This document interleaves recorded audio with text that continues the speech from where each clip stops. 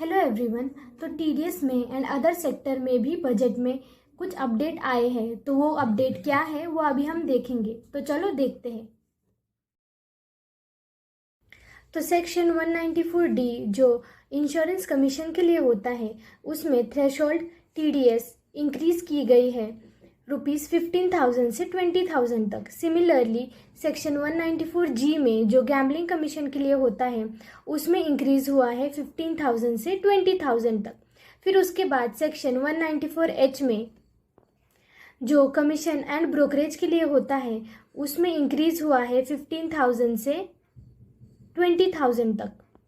उसके बाद section 194I जो रेंट पेमेंट के लिए होता है, तो उसमें टीडीएस एग्जम्प्ट होगा अगर आप रेंट पेमेंट कर रहे हो 50,000 से कम होगी रेंट पेमेंट, तो उसके ऊपर आपको टीडीएस एग्जम्प्ट होगा। उसके बाद सेक्शन 194J जो प्रोफेशनल्स एंड टेक्निकल फीस के लिए होता है, उसमें टीडीएस थ्रेशोल्ड इंक्रीज किया गया है, वो 30,000 से 50,000 तक हो गया है।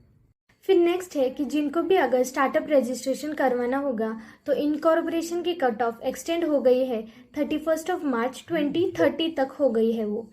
फिर उसके बाद इम्पॉर्टेंट अपडेट ये भी है कि new income tax bill introduce हो जाएगा नेक्स्ट वीक में। फिर उसके बाद एफडीआई की लिमिट इन इंश्योरेंस सेक्टर वो इंक्रीज हो जाएगी 74% टू 100% तक। फिर फाइनेंस मिनिस्टर निर्मला सीतारामन ने इंट्रोड्यूस किया है 2 crore term loan scheme for 5 lakh first time women SC and ST entrepreneurs.